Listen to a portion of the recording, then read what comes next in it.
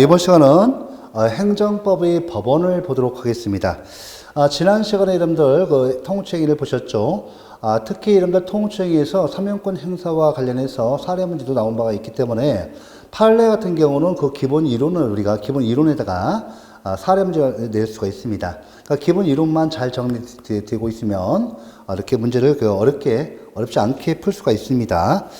자, 행정법의 법원도 마찬가지로 여러분들 이것도 기본적으로 잘 나온 파트고 지금 보시면 이제 그 사례 문제 특히 여러분들 행정법의 법원 관계에 대해서 뭐 여기 그 국제법 있죠? 국제법의 효력과 관계에 대해서 헌법 제6조 1 제1항과 관련된 사항이 나옵니다.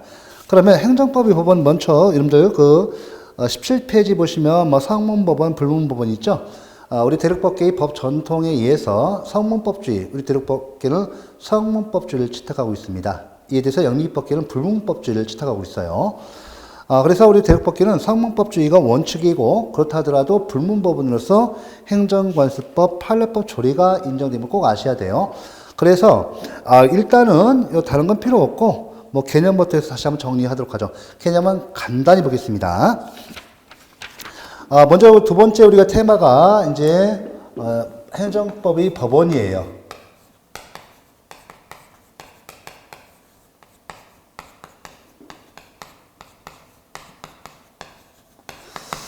자, 먼저 여기 보시면 마찬가지로 우리가 이제 요 개념부터 보도록 하죠. 자, 의 부분에 해당되는데 여러분들 먼저 행정법의 법원하면 행정법의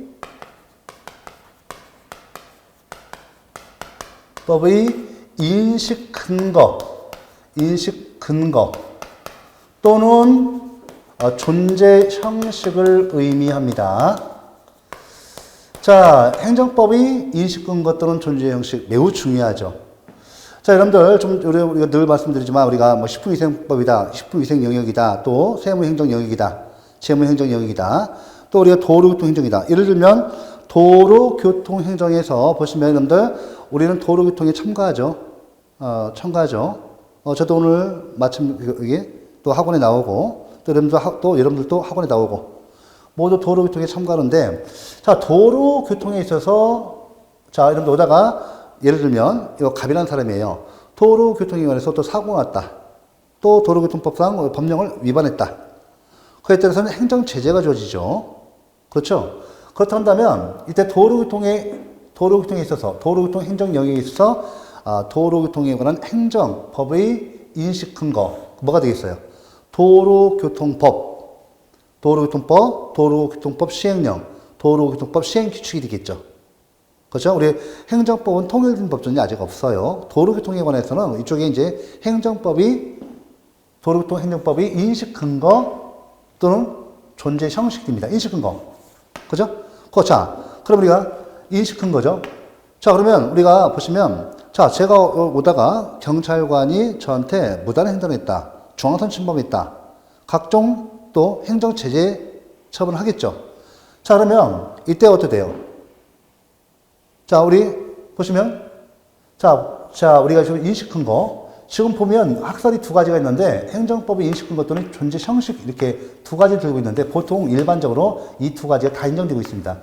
행정법의 인식 근거로 보는 학설도 있고 존재 형식으로 보는 학설도 있지만 일반적으로 이 두 가지 다 들고 있어요. 그러면 자, 지금 뭐 당장에 도로교통 사고 발생했다. 또 무단 횡단했다. 중앙선 침범했다. 그래서 사고 났다. 인명사고가 났다. 물적사고가 났다. 이렇게 하면 일단은 도로교통 행정에서 행정법의 존재 형식 볼게요. 그러면 우리나라는 대륙법계니까 그러면 도로교통법에 있어서 도로교통 행정 영역에 있어 자 행정법을 가져와 봐라 하면 여러분들 상문법전을 갖고 올 거예요. 도로교통법전이라는 상문법전을 가져오겠죠. 그럼 우리 제가 볼 때 대한민국은 도로교통법 또 시행령, 시행규칙. 상문법으로 해줬구나. 상문법으로 존재하는 거 알 수 있죠. 알 수 있고, 존재 형식을 알 수 있고, 자, 그 내용을 딱 따들었더니 중앙선 침범, 그죠? 또 과속, 무단횡단 금지 있죠? 자, 그에 대해서 그 위반했기 때문에, 자, 이때 도로교통상 행정제재가 주어지죠. 맞죠? 그래서 우리가 그래요. 자, 우리가 딱 법을 딱 보고, 아, 내가 도로교통법 위반했구나. 알 수 있죠. 그래서 예를 들어서 여러분들 법적으로 우리 일반 국민을 구속하는 일이 있죠. 그래서 그에 복종하고 제 신분증 주고, 그죠? 그에 대해서 다른 행정처재를 받습니다. 이런 근거가 되기 때문에 매우 중요해요. 그래서 이 법적 의의에서 보시면, 그죠? 두 번째, 그 기능 역할을 보시면요. 자, 보세요. 우리 일반 국민에 있어서는 행위규범성. 우리 일반 국민에게서는 행위규범성이죠. 그렇죠? 행위규범성, 우리 일반 국민을 법적으로 구속하는 구속력이 있죠. 자, 행위규범은 쉽게 말하면 어떤 그 행정활동의 그 기준이 되는 법규범이에요. 그죠? 그 다음에 재판규범으로서 그 기능을 또 담당합니다. 그죠? 그 재판규범. 자, 우리 재판관, 판사를 구속하는 기록이 있다는 것이죠. 그래서 우리 일반 국민에 대해서는 행위규범성, 또 재판관에 대해서는 재판활동이 그 기준이 되는 법규범으로서 재판관을 법적으로 구속합니다. 그래서 이런 중요한 기능을 하기 때문에 특히 그죠? 매우 중요하죠. 자, 그러면 도로교통에서 과속이 있는가 없는가? 중앙선 침범이 있는가 없는가? 이에 대해서 시비가 발생하죠. 그죠? 자, 중앙선 침범이 있다, 과속이 있다. 해서 인명사고라든지 또 대물사고가 나면 이에 대해서 그 법적 책임을 갖다가 지을 수 있느냐, 없느냐. 당연히 도로교통경찰행정기관은 이 도로교통법, 법령을 근거로 해서 일반 국민을 갖다가, 그죠? 잡죠. 잡아서, 아, 지금 보세요. 우리 지금 다 찍었습니다. 그죠? 요즘 다 우리 보시면 다 촬영 장비가 있죠. 그거 찍어가지고, 보세요. 예, 증거 삼죠. 그래서, 이렇게 위반이 있습니다. 그래서 사고 났으니까 법적 책임지세요. 사망사고 나면, 대인사고 나면 구속입니다. 또 음주운전 사건이잖아요. 이런 거. 또, 그죠?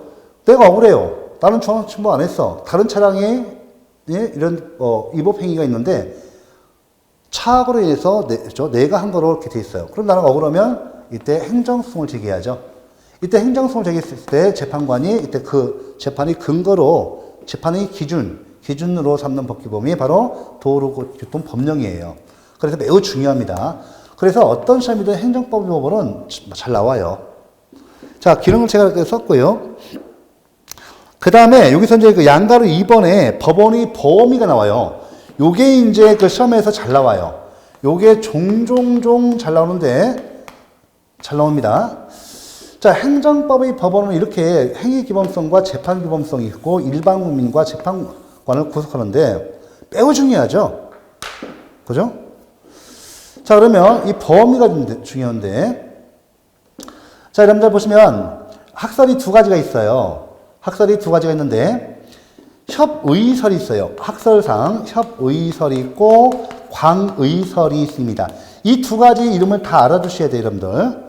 협의설, 광의설 다 알아두셔야 돼요. 이 협의설 갖다가 법규설이라고도 해요.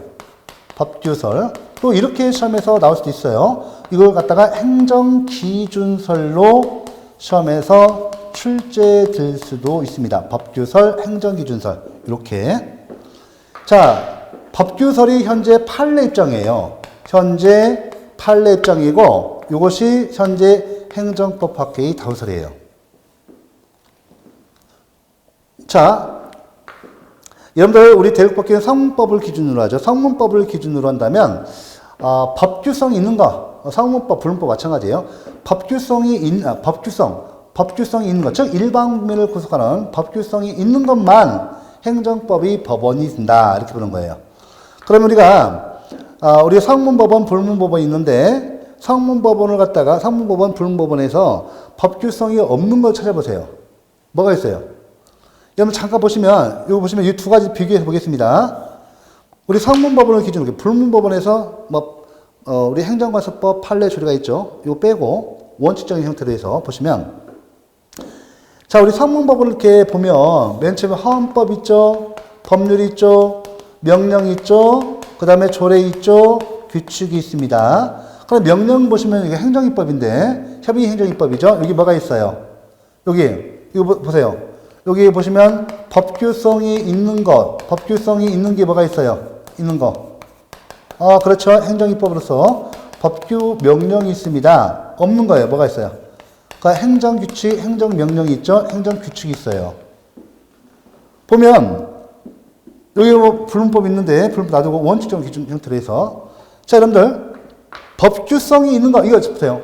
헌법, 법률, 조례규칙은 법규성이 행정과 관련된 사항이죠. 헌법도 특히 행정과 관련된 사항 또 법률, 조례규칙은 당연히 법규성이 인정돼요. 이 법규성 다 인정됩니다. 인정돼요. 헌법, 법률, 조례규칙 그 다음에 법규 명령 그죠? 헌법, 법률, 법규 명령, 조례규칙은 법규성이 있죠. 법규성이 없는 게 뭐가 있어요? 그러면 명령 중에서 이 행정규칙이 없는 거죠. 그래서 법규성이 있는 것만 행정법의 법원이 된답니다. 이렇게 되고 이거 없다고 보죠. 이거 행정법의 법원이 안 된다고 봐요. 행정규칙이죠. 이거 안 된다고 봐요. 근데 광의설 보면 행정기준설, 행정기준이 뭡니까? 행정규칙이 바로 행정활동의 기준, 행정기준이 드는 법규범이죠. 그래서 행정기준설에 한다면 무슨 얘기냐? 이 행정기준설에 한다면, 야, 오늘날 봐봐라. 이 행정이 자기구속이 법리 있죠? 행정이 자기구속이 법리 있잖아요. 자, 행정이 자기구속이 법률과 같이, 이와 같이 재량준칙이죠? 재량준칙이, 평등원칙이나 신뢰보호원칙과 결합돼서 법규에 준하는 성질을 갖지 않느냐, 이런 것도 있기 때문에 행정규칙도 행정법의 법원이 될 수 있다라고 보는 것이 행정기준설이에요. 그러니까 지금 법규설에 의한다면 어때요? 그죠? 협의설에 의한다면 우리 판례에 의하면이죠. 우리 판례가 들고 있는. 그럼 법규 명령만 보고 행정규칙은 빠지죠. 이해돼서 아니다. 헌법뿐만 아니라 법규 명령, 법률도 그렇고 요거 그죠? 법규 명령 당연히 인정되고 행정규칙도 모두 다 인정되고 요거 둘 다 인정되고 이와 같이 행정규칙까지도 모두 행정법의 법원이 될 수 있다는 게네요. 그래서 광의설이에요. 광의설. 또 행정기준설이라고 해요. 행정기준설. 그죠? 이렇게 대비해서 꼭 알아두셔야 돼요. 이렇게 대비해서. 그러니까 지금 우리 행정기준설이 이 행정기준설이 법규설보다 더 넓은 개념이죠. 넓은 학설이죠. 범위를 넓게 본단 말이에요. 그래서 여기 그 광의설 행정기준설을 한다면 시험 지문에서는 이렇게 나와요. 광의설을 한다면 보세요. 그죠? 행정입법으로서 협의행정입법이죠. 입법으로서 법규 명령뿐만 아니라 행정규칙도 이렇게 바로 행정법이 법원이 된다고 봐요. 그죠? 요 내용이 잘 나옵니다. 예를 들어서 법규설은 어때요? 이 법규설은 어때요? 법규설 같은 경우는 그죠? 행정입법 중에서 그 범위를 좁게 보는 거죠. 그러니까 법규성이 있는 법규 명령만 행정법의 법원이 되고 행정규칙은 행정법의 법원이 안 된다는 거예요. 그래서 좀 좁게 보고 있죠. 그래서 협의설이라고 합니다. 협의설, 법규설. 그러니까 이렇게 해서 요 내용까지 요게 이제 그동안 많이 나왔어요. 한 3번, 4번, 5번 나왔어요. 최근에까지 나온 것은 3년 전에 나왔습니다. 다시 또 나옵니다. 이 부분은 이제 범위에 대해서 제가 노란 글을 쓴 이유가 이런 거 뭐 나오면 100% 맞추셔야죠. 이해를 해야 돼요, 이해를 하고 이제 이를 통해서 암기를 하셔야죠. 그러니까 여러 번 반복하시면 다 되는 거예요. 이거 틀릴 일 없죠. 그래서 협의설, 광의설, 자, 다시 법규설, 판례가 두고 있어요. 행정법학에 대해서는 행정기준설, 광의설이에요. 행정규칙까지도 이런 이유 때문에, 재량준칙이 행정이 자기구속의 법리에서 법규에 준하는 성질이 있기 때문에, 가질 수도 있기 때문에, 오늘날 행정규칙도 행정법의 법원으로 봐야 한다는 학설이에요. 이렇게 좀 참 잘 나오고요. 요 됐죠? 정리됐습니다. 그래서 18페이지의 양거리 위반 법원의 범위 잘 나와요. 이거 정리하셔야 돼요. 이거 틀릴 수가 없습니다. 그래서 행정법은 딱 내용 정리가 딱 되면 끝나버리니까 개념만 잡히면 다 끝나는 거예요. 자꾸 어렵다고 하시는데 처음에 낯설기 때문에 그렇죠. 낯설기 때문에 그렇죠. 용어가 함축적 해설이에요. 자, 이거 내용 다 정리했습니다. 요거 이제 한 문제 맞췄어요. 또. 한 문제 맞췄고. 자, 이어서 이제 보시면 행정법의 법원의 특색, 상문법주의 뭐 쭉 보시고 단일법전이 부존재. 그죠? 아직 통일된 법전, 단일법전 없어요. 없습니다. 그렇지만 우리 행정법은 그죠? 법의 일반 원칙, 법 원리가 확립은 됐습니다. 통일된 법전이 없다는 것이지 행정법의 일반 원리라든지 일반 원칙이라든지 행정법의 기본 원리 이런 것은 다 확립되어 있습니다. 그래서 행정법이라는 과목이 있는 것이죠. 자, 이렇게 해놓으시고 상문법원, 자, 뭐 다른 건 필요 없고 상문법원에서 시험 나올 것은 여기 조약 및 국제법규와 관련해서 시험 잘 나옵니다. 이것만 나오고 불문법원에서는 이때 관습법, 판례법, 조리서 판례법과 관련해서 좀 볼 내용이 있고 나머지 관습법에서 거의 나옵니다. 그래서 이 정도만 하셔도 다 맞추셔요. 쉽잖아요. 어렵지 않습니다. 그러니까 인내를 하시고 조금만 더 공부를 하시면 돼요. 자, 그러면 기본 이론 강의도 마찬가지로 3-4번 돌려보셔야 돼요. 빨리빨리 돌려서 보시기 바랍니다. 그러면 이제 그 상문법원 3번째 나오죠. 이게 3번째 상문법원. 3번째 이제 상문법원에서는 시험 나올 것만 하겠습니다. 자, 헌법도 행정에 관한 사항을 정하고 있으면 헌법도 행정법이 법원이 돼요. 예를 들면 행정주식 법정주의, 그죠? 조세법률주의, 죄형법정주의 이런 거. 행정입법과 관련돼서 다, 그죠? 예, 국적주의 이런 거. 전부 다 행정법의 법원이 됩니다. 관련된 부분만 돼요. 자, 상문법원에서 다른 건 필요 없고, 자, 헌법, 법률, 명령, 조례, 규칙이 있습니다. 자, 이건 국내법 질서죠. 자, 이것은, 여러분들, 요것은 국내법 질서예요. 국내법 질서.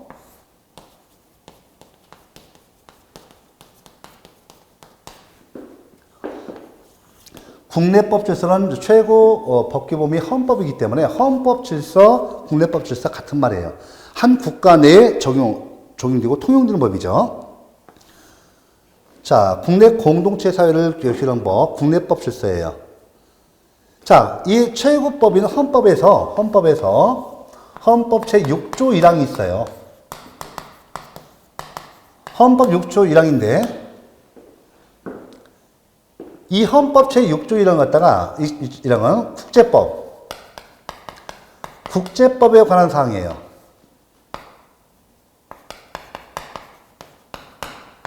이걸 규정하고 있는데, 국제법은 국제 공동체 사회를 규정하는 법입니다. 그죠? 자, 이 국내법과 국제법의 관계인데, 전혀 다른 법 체계이다. 전혀 그 내용상 관련이 없는 전혀 다른 별다른 체계의 법이다라고 보는 이원론이 있어요. 이원론이 있고, 이원론 입장에서는 서로 충돌할 일이 없어요. 국제법과 국내법이 충돌할 일이 없어요. 완전히 다른 체계예요. 완전히 다른 체계이고 다른 성질의 것이기 때문에 이원론에 있다면 각각이 규율되기 때문에 아무런 문제가 없습니다. 맞죠? 이런 때는 여러분들 이때 보시면 이원론 입장에서는 이 두 가지 관계인데 잠깐 보시면 학설인데 이원론 입장에서는 변형주의 국제법을 갖다가 국내법으로 변형하는 그러니까 국제법이죠. 이 국제법을 국내법으로 변형하는 변형주의가 적용됩니다. 변형주의라는 것은 그럼 국제법, 조약 등 우리 대한민국 정부가 미국 정부하고 조약을 체결했다. 이원론 입장에서 보면 한미 FTA 같은 경우 이거는 국회에서 다시 한미 FTA 조약의 내용을 다시 국내 입법화해야 돼요. 국내법으로 변형시켜줘야 합니다. 이렇게 되죠. 그런데 지금 현재는 일원론이 현재 다수설이에요. 이것이 우리 행정법 법계의 다수설입니다. 국제법과 국내법은 그 성질이 같다. 내용이 같다. 다만 그 규율 대상만 다를 뿐이다. 국내법 중에서는 국내 공동체 사회를 규율하고 국제법은 국제 공동체 사회를 규율할 뿐이다. 라고 봐요. 그래서 일원론에 의한다면 이때 국제법과 국내법이 충돌할 수가 있어요. 충돌할 수가 있습니다. 이때 국제법 학자들은 국제법 우위설을 채택합니다. 이에 대해서 우리 헌법학자나 행정법 학자들은 국내법 우위설을 채택해요. 당연하겠죠. 반복 살려면 어쩔 수 없습니다. 그죠? 국제법 학자도 마찬가지고요. 국내법 우위설을 갖다가 채택합니다. 자, 이때 국내법 우위설이죠. 여러분들 그 학설을 좀 보면서 같이 할게요.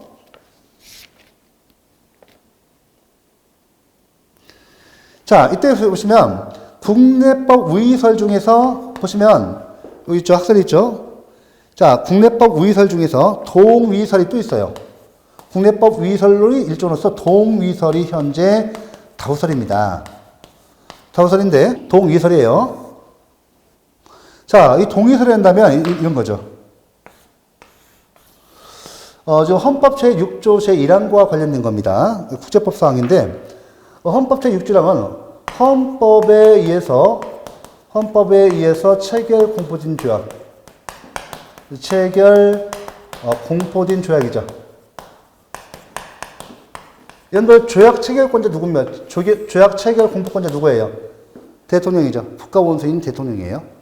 고도의 정치적입니다. 헌법에 의해서 체결 공포된 조약 및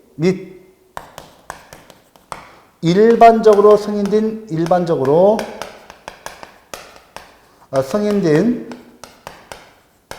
국제법규.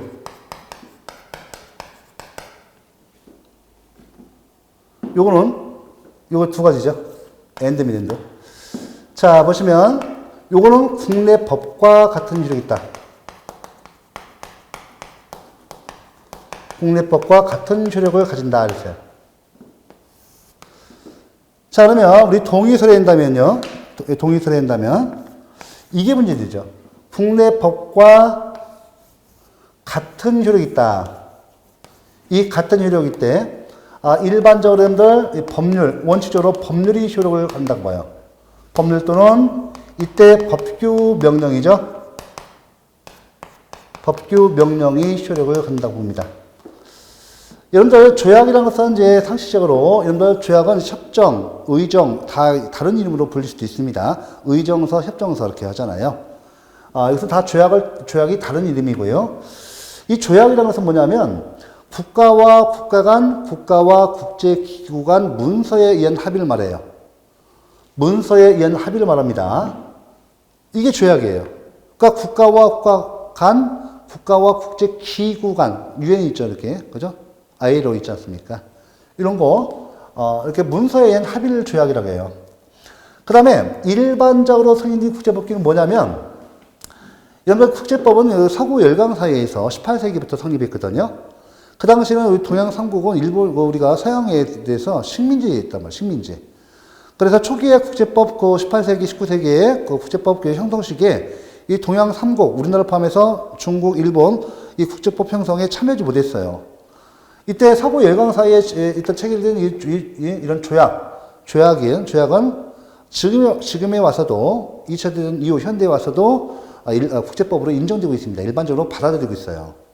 그래서 일반적으로 승인된 국제법규는 우리나라가 조약 체결 당사국이 아닌 조약이 있어요. 우리나라가 조약 체결 당사국이 아닌 조약이라 하더라도 오늘날 일반적으로 국제법으로 받아들이는 이런 법을 말하고 또 그러면 조약은 성문법이죠. 조약은 성문법이에요. 그 다음에 국제법도 성문법과 불문법이 있어요. 조약은 성문법이죠. 문서로 되어 있으니까. 그 다음에 또 뭐가 있냐면, 일반적으로 승인된 국제법규에 보면 국제관습법이 있어요. 우리가 보시면, 우리가 외교관이 있죠. 고래로 동서고금을 막론하고 사하자는 죽이잖아요. 외교관 죽이지 않습니다. 죽이지 않고 추방을 합니다. 왜요? 외교관 갖다가 죽이면 이때는 돌 중에 하나는 죽어야 돼요. 그게 가장 안 좋은 거래 관행이죠.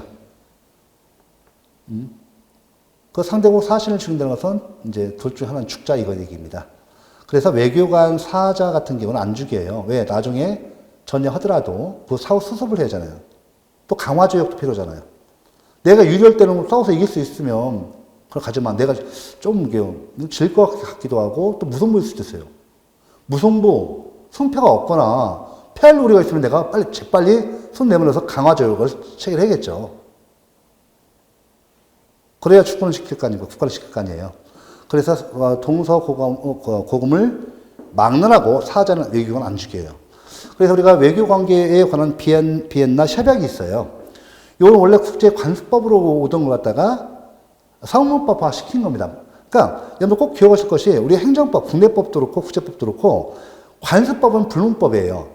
불문법인데 이것을 보다 확실하게 보장하기 위해서, 명확하게 보장하기 위해서 상문법화 할 뿐이지 상문법화 됐다 하더라도 여전히 그 관습법상이 이 성질을 잃지 않습니다.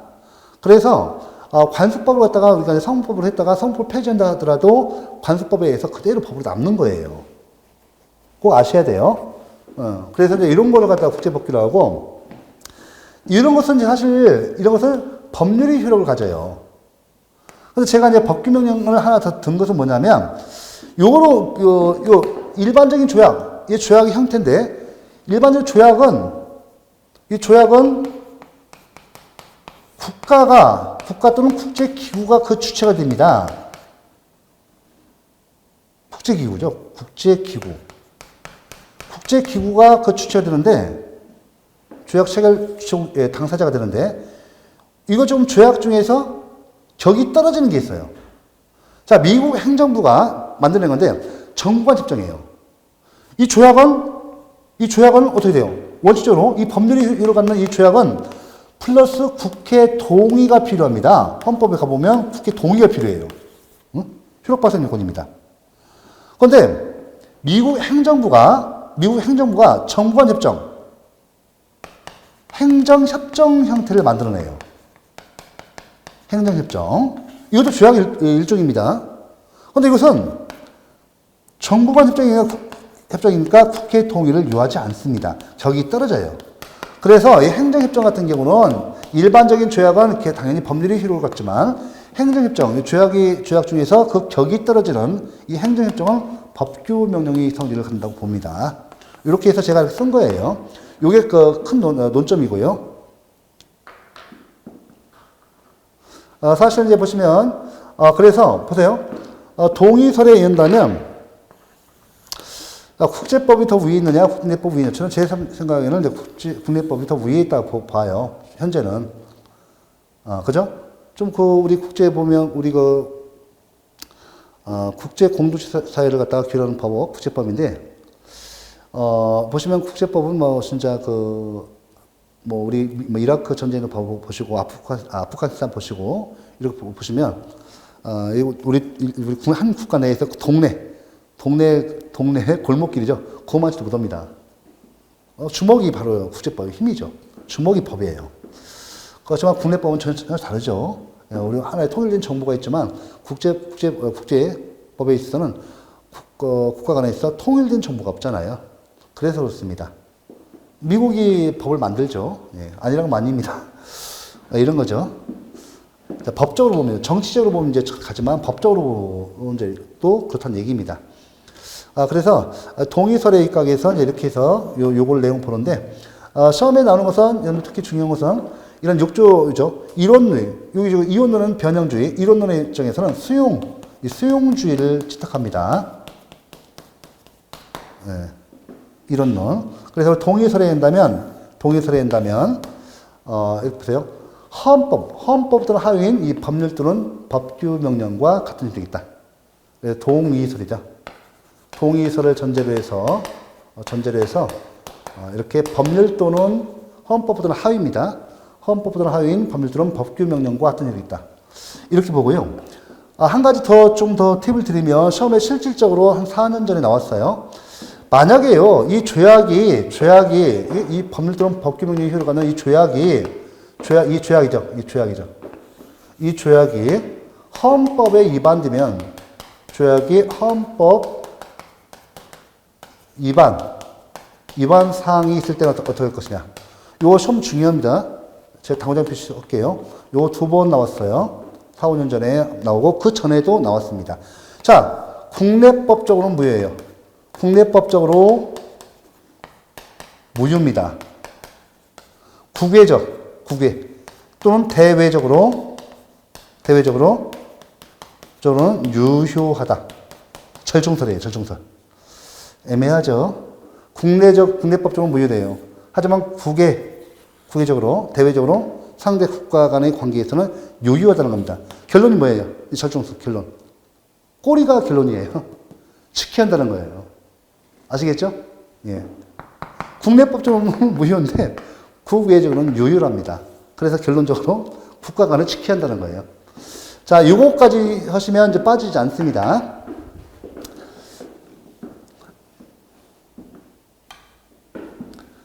자, 됐죠? 요거 보시고, 이제 그 상문법에서 특히 여러분들 요걸 갖다가 뭐라고요? 헌법 제6조 1항은 일원론, 동의 설해한다면 이거 무슨 조항이에요? 수용 조항이에요. 헌법 제6조 수용 조항에서 헌법에서 체결 공포된 조항 및 일반적으로 승인된 국제법규는 국회에서 별도의 다른 행정조치를 요하지 않고 국내법으로 변형시키지 않고 바로 헌법에 의해서 국내 행정법의 일부가 됩니다. 이 두 가지는 국내 행정법의 일부가 돼요. 아시겠죠? 반드시 아셔야 합니다. 한미 FTA. 보통 한미 FTA 보시면 그 조약이 있죠? 바로 국내법이 돼요. 그래서 이제 우리 국내적으로 이제 행정부에서 다 번역을 해가지고 다시 탁 해놓습니다. 예. 조약집이 있어요. 보시고 이제 불문법원에서 문제되는 것이 이제 판례법이죠. 판례법을 보시면 시험 나올 건 요거 이상 안 나오거든요. 특히 여러분들 이제 한 가지 판례에서 중요한 거 여러분들 우리나라 그 지방자치단체에서 전북입니다. 전북에서 이렇게 우수동산물 국내 우수동산물 우대조항 조례에서 보조금을 주도돼 있어요. 요에 대해서 여러분들 그죠? 요 WTO 라운드에서 농산물 협정이 있죠? 농산물 협정인다면 내국인 대우 원칙이 있어요. 국제법에. 조약에 보면 WTO 라운드 농산물 라운드 협정이 된다면 국내 내국인 대우 원칙이 있습니다. 그래서 이때 해당 전북에서 지방의회에서 조례로서 우수동산물 갖다가 국내 우수동산물 갖다가 우선적으로 학교 급식에 이렇게 제공하도록 했고 그에 대해서 보조금을 주도록 돼 있었는데 요거는 당연히 그죠. 우리 농산물 수출하시는 분 그죠? 미국 농가에서 가만히 있겠습니까? 그래서 이건 WTO 라운드 농산물 협정 위반이다 해서 그죠? 조약 위반이다 해서 바로 소송 제기했습니다. 대법원에서 이 이론을 적용해서 바로 WTO 라운드 농산물 협정 위반으로 해서 그 조례는 무효다라는 판결이 있었습니다. 요것도 잘 나와요. 잘 나오고 그다음에 제가 특강 시간에 또 했지만 WTO 라운드 협정 같은 경우는 이때 보시면 투자자가 투자자가요 정부를 상대로 해서 소송을 상대국 정부죠. 투자자가 예를 들면 미국 자본가예요. 한국에 와서 투자를 했어요. 투자를 했는데 이때 한국 정부에서 이 농산물 협정이든 각종 조약을 위반해서 이 내국인 투자자를 갖다가 어떤 차별을 한다든지 어떤 수익을 갖다가 못하게끔 막는다든지 할 때 자, 법규를 통해서 제한한다든지 해서 어떤 손해가 발생했을 때 그게 불법이 되고 이에 대해서 상대국 정부를 상대로 직접 외국인 투자자가 한국 정부를 상대로 해서 이렇게 제소하는 거. WTO 라운드 협정에서는 인정되지 않습니다. 투자자의 상대국 정부에 대해서 제소하는 것은 인정되지 않습니다. 근데 한미 FTA 양자조약에서는 그게 인정돼요. 양자조약에서는 투자자가 직접 한미 FTA 조약을 보면 미국 투자자가 한국에 왔어요. 와서 한국 정부의 어떤 행정 규제에서 어떤 손해가 발생하면 이에 대해서 대한민국 정부를 상대로 해서 소송을 제기할 수 있습니다. 이런 그 조항이 있습니다. 있지만 WTO 라운드 규정에는 없어요. 이거 좀 참고하시고. 이렇게 하면 요거까지 하면, 그거까지 하면, 특강사항까지 하면 내용이 모두 정리가 됩니다. 그러니까 다시 한번 정리하면 마지막으로 WTO 라운드 협정은 조약은 투자자의 정보 상대 제소권이 인정되지 않고 있다. 이런 때는 미국 그 투자자가 한국에 투자했다가 어떤 손해를 봤다 하면 미국 정부에서 예, 이렇게 WTO 라운드 있잖아. 예. 기구를 국제 기구를 이용해서 제소합니다. WTO의 제소예요. 국가가 제소합니다. 투자자가 제소할 수 없습니다. 요거까지만 해놓으시면 틀릴 것이 없어요. 자, 이어서 이제 그거 보시면 이제 불문법을 보셔야죠. 이어서 우리 교재는 그 몇 페이지인가 하면 21페이지. 자, 불문법원에서 잠깐 보시면 이제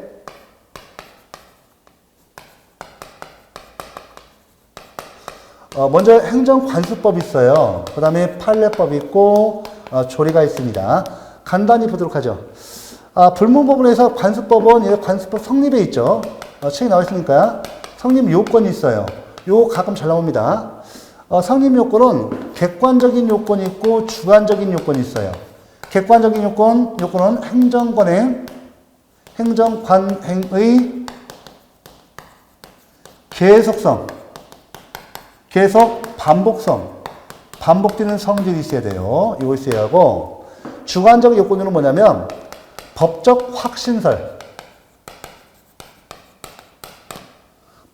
확신설이 현재 통설 판례입니다. 자, 관수법이, 자, 행정법이 되기 위해서는, 자, 일정한 행정 관행이 계속 반복되고 있고, 이에 대해서 우리 일반 국민들이, 이건 법이다! 법일 것이다! 가능성이잖아요. 50%의 인식 가능성 있으면 안 됩니다. 100% 확신해야 돼요. 야, 이거 법이야! 이렇게. 응? 그죠? 그래서 우리가, 이 법적 확신설이 통설 판례고, 국가 승인 불요설. 그죠? 예, 다섯 판례, 또. 무슨 말이냐면, 법원이 이것이 법원이 행정관수법으로 인정해야만이 관수법이 되는 것은 아니에요. 그래서 법적 확신설, 통설 판례, 국가 승인 불요설, 이거 참고하시고, 이 두 가지 꼭 아셔야 돼요. 국가가 승인해야 행정관수법이 되는 것은 아닙니다. 그 다음에 그 효력이 중요해요. 그 효력이 중요한데, 관수법은 상문법에 대해서 보충적 효력설입니다. 통설 판례예요. 이게 무슨 말인가 하면, A 사항에 대해서 상문법이 있고, 관수법도 있어요. A 사항에 내용이 동일합니다. 상문법상이 A 규정을 적용해야 돼요. 관수법상이 A 사항을 적용하면 안 돼요. 또 내용이, 자, 관수법상 A 사항에서 상문법이 있고 불문법도 있는데 그 내용이 다르다고 할 때 상문법이 우선합니다. 그래서 우리가 보충적 효력설이 통설 판례고, 혹시 변경적, 개폐적 효력 이거 틀립니다. 이렇게 해놓으셔야 돼요. 그 다음에 한 가지 더 정리할 것이 있어요. 이 효력 됐죠? 여러분들 행정관수법이 종류 중에요. 종류. 뭐가 있어요? 행정선례법. 보시면서 말씀하세요. 행정선례법 있죠? 행정선례법 있어요. 꼭 얘 다 알아두셔야 돼요. 행정선례법 있고, 뭐가 있어요? 민중적 관수법 있어요. 딱 우리 행정법은 다 정해져 있어요. 그죠? 여기에서 여러분들 중요합니다. 민중적 관수법에서 벌써 5번, 6번 나왔어요. 요거 보시면 여러분들 2법권은 민중적 관수법상이 관리 맞습니다. 어업권은 아니에요. 어업권은 수산업법에 규정된 상문법상이 걸리기 때문에 안 됩니다. 2법권이 민중적 관수법상이 걸립니다. 어업권은 수산업법상의 법상, 즉 상문법상 권리예요.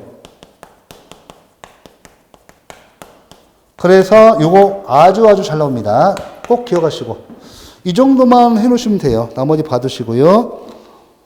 그 다음에 자, 그 다음에 판례법을 보셔야지, 이제 판례법. 예. 판례법 보셔야 합니다. 판례법은 우리가 이제, 보시면 예전에는 많이 나왔지만 이 판례법을 보시면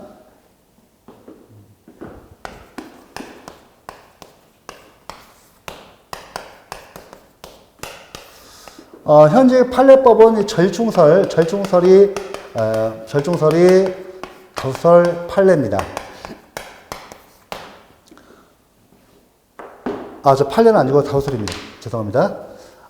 판례법은 여기 다우설이에요. 절충설이 다우설인데, 여러분들 법적, 제도적 관점 요거하고 현실적, 사실적 관점에서 나눠 보아야 돼요. 법적, 제도적 관점에서 보는 거, 그죠? 현실적, 사실적 관점에서. 법적, 제도적 관점에서는 결론적으로 말하면 판례의 법원성 부정. 판례의 법원성이 부정됩니다. 법원성 부정. 법원성 또는 판례의 법적 구속력 이렇게 나올 수도 있어요. 응? 어떻게 한다? 요거는 부정된다는 거예요. 부정. 여러분들 법이 있는 곳에 제도가 있고 제도가 있는 곳에 법이 있습니다. 상호 보완 기능이 있습니다. 그죠? 우리 보세요. 국가공무원법이 있으니까 국가공무원제도가 있죠. 헌법상 국가공무원제도가 있으니까 현행법상 법률로 국가공무원법이 있는 거예요. 그러니까 상호 보완 관계예요. 법에서 제도가 만들어지고 헌법에서 국가공무원제도가 만들어졌잖아요. 헌법에서 국가공무원제도가 만들어졌어요. 이 국가공무원제도를 운영하다 보니까 하위법으로서 법률이 나오는 거예요. 자, 그래서 국가공무원제도를 운영하다 보니까 어떤 이런 법규상이 미비한 상이 있어요. 법률에 의해서 보완을 해가죠. 맞죠? 또 법에 의해서 이 제도가 강화되고 제도에서 법이 강화되고 상호 보완 기능이 있다는 거예요. 우리 법원조직법이에요. 이 법원조직법에 한다면 자, 우리 법원조직법 잠깐 봐볼게요, 여기. 우리 동그라미 3번 우리나라의 경우 절충설 다서 해보세요. 법원조직법 제8조 나오죠. 법원조직법 제8조가 문제돼요, 지금. 자, 우리가 보시면 이제 밑조 제8조입니다. 법원조직법 제8조는요, 3심제도, 5심 방지를 위한 3심 제도를 두고 있어요. 그래서, 여러분들 제8조 보시면 이 3심에서 당해 사건에서죠. 이 당해 사건에서 상급심 판결은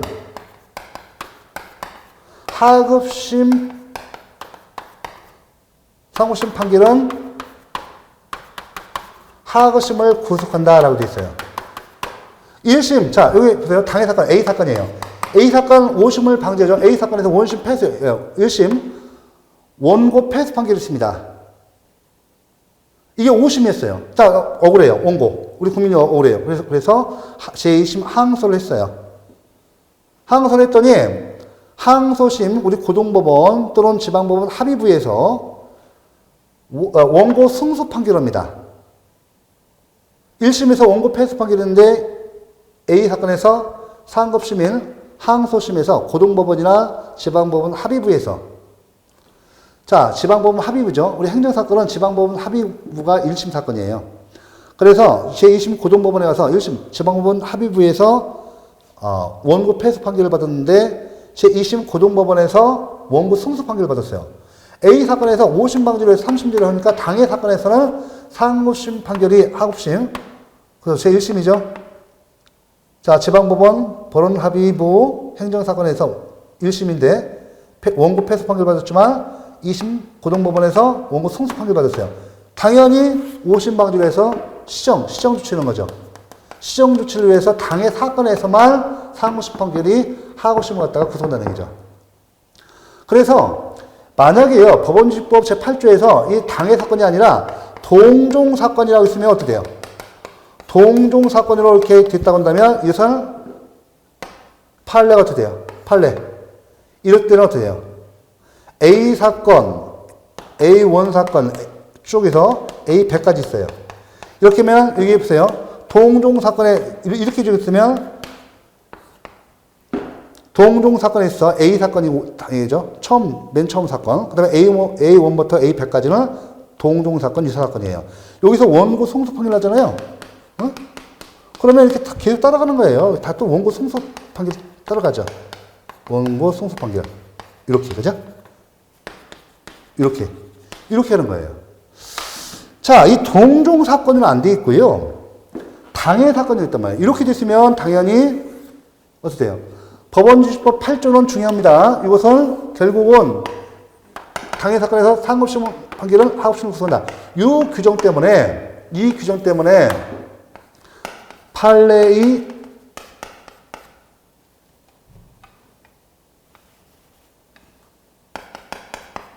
선례 구속성 원칙, 구속성 원칙을 갖다가 우리나라는 채택하고 있지 않다고 평가됩니다. 그렇고 있고요. 자, 우리 동종 사건에 있어. 보세요. 여기 동종 사건이죠. 이 동종 사건에 있어서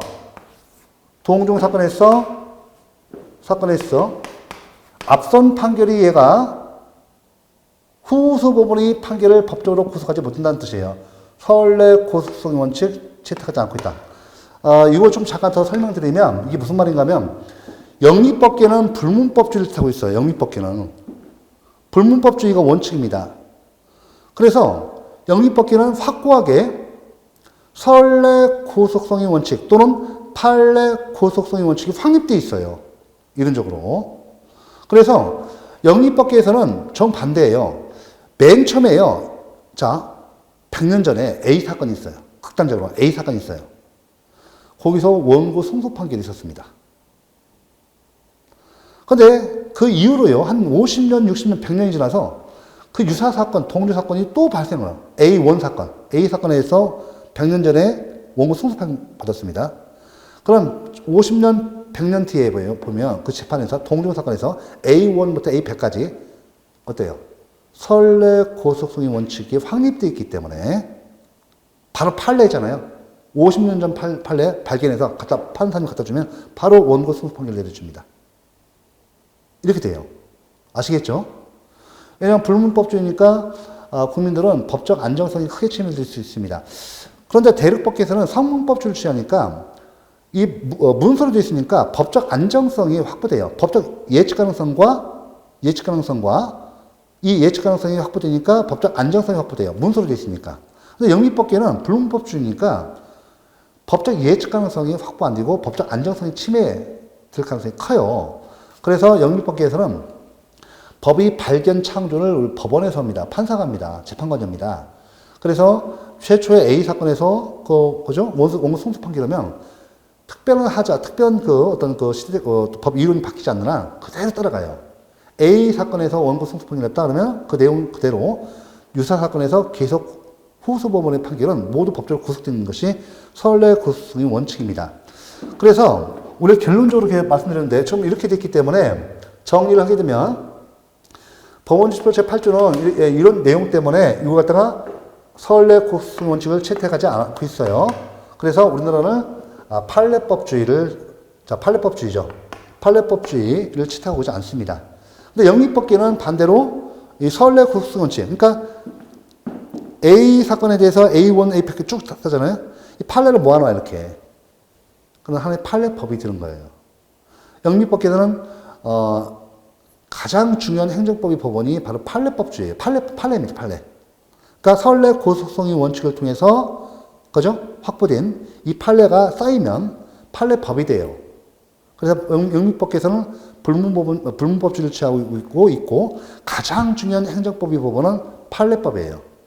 우리는 반대죠. 오늘 대륙법계 성문법주의를 취하고 있죠. 이래서 지금 우리나라는 법적 제도적 관점에서는 잠깐 다시 정리해 볼게요. 간략하게 정리하겠습니다.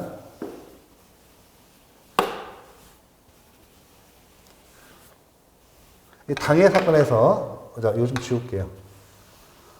법원지시법 제8조에 의해서 8조에서 선례 고속성 원칙을 부정합니다. 그래서 판례가 법원성이 부정되는 거예요.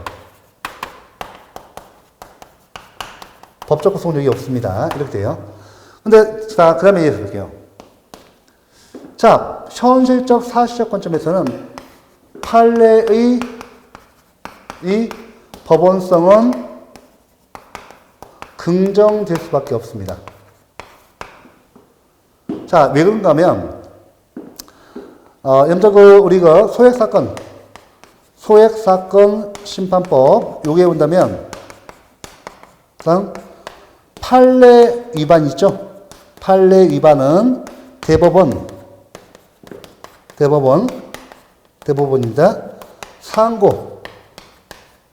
대법원 상고의 대상으로 하고 있습니다. 판례 위반. 요거 있고. 그 다음에 이거죠? 요거 있죠? 또 한 가지. 판례 변경이 그렇게 힘들어요. 대법원에서 확고하게 어떤 판례 입장이 확립되었다 한다면 판례 변경을 굉장히 어렵게 놓고 있습니다. 판례 변경의 곤란성. 이 두 가지입니다.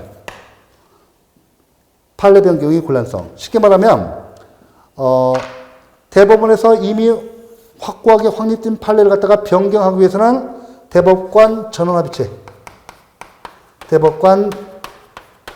전원합의체에서 3분의 2 이상 찬성이 있어야 돼요. 그래서 굉장히 판례가 변경이 어렵습니다. 그래서 우리가 특히 판례 같은 경우, 자 보세요, 이게 중요합니다. 판례는 이 사실상 구속력, 법적 구속력 없어요. 사실상 구속력이 인정되고, 그래서 판례의 법원성은 긍정될 수밖에 없다. 결론이 뭐예요? 이 절충설이거든요. 꼬리가 답이에요. 꼬리가. 그래서 판례의 법원성이 긍정될 수 있다. 요것이 답이에요.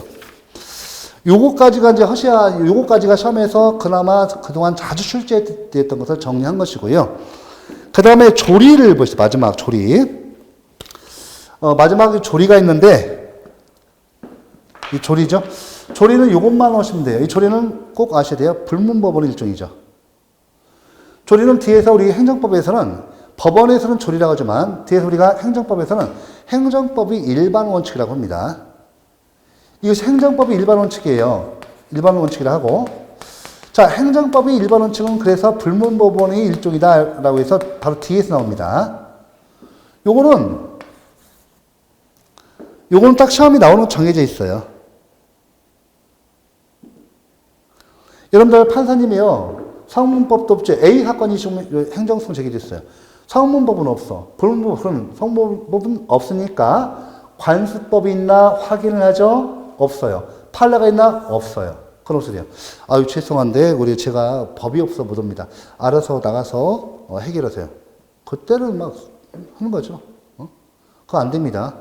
여러분들, 우리가 이제 사회통념회에서 판사님이 사회통념, 즉, 조리, 행정법의 일반 원칙에서 재판을 해줘야 돼요. 분쟁 해결을 해줘야 합니다. 이런 때는 법이 이제, 보세요. 그래서, 이 조리는 최후의 보충적 법원이 됩니다. 꼭 아셔야 돼요. 보충적 법원입니다. 두 번째는 뭐라고요? 예. 두 번째는,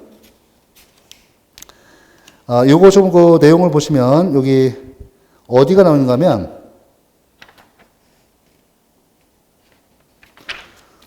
여기 보시면, 니은번에 최후의 보충적 법원으로서 중요한 기능을 한다. 이거 있고. 그 다음에 중요한 것이, 요거 잘 나오니까 써드리는 겁니다. 자, 법 해석이 기본 원리가 됩니다. 법 해석의 기본 원리가 된다. 이 두 가지가 이제 아주 잘 나와요. 그러니까 꼭 아셔야 돼요. 이거 최후위 보존적 부분이 되고 법 해석에서 기본 원리가 됩니다. 요 정도만 파악하시면 이제 시험에서 나올 것은 틀릴 것이 없어요. 지금은 이 시간까지 해서 좀 시간 좀 약간 좀 내용이 많아서 좀 더 길게 있습니다. 자, 여러분들 그 24페이지 요 내용까지 했어요. 자, 여러분들 이 정도까지 이렇게 차분하게 한번 정리를 해 주시기 바랍니다. 요거에서 딱 벗어나지 않습니다. 자, 이번 시간 수고 많으셨고 다음 시간에 뵙도록 하겠습니다.